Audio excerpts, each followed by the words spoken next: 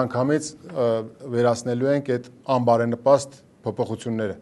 այսինքն վերականգնելու ենք ստատուս քվոն, այդ ամբողջ բլոկը, որ դուք նկարագրեցիք, փաստաբաններ, հաշվապահներ եւ ընդհանրապես ՓՄԶ ոլորտում, միկրոձեռնարկատիրության ոլորտում եւ շրջանառության հարկի ոլորտում գործողները, որոնք որ հունվարի 1-ից նաեւ սահմանափակումներ եղան ոլորտային, որ իրենք չեն կարող այս կամ այն համակարգով հարկման համակարգի ընտրություն իրականացնել, մենք բերելու ենք ստատուս քվոն վերականգնենք։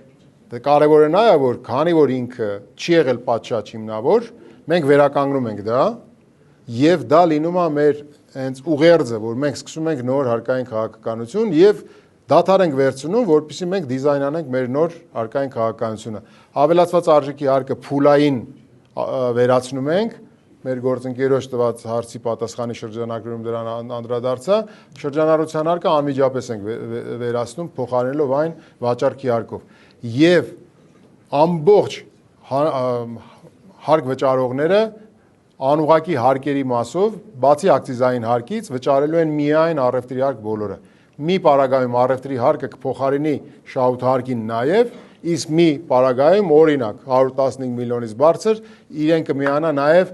պրոգրեսիվ հարկվող շահութահարկը, օրինակ էլի 12, 18, 25% դյուրիքաչափով։ Հարկային բեռի նվազեցում է մեր հարկային այս փոփոխությունները ենթադրում։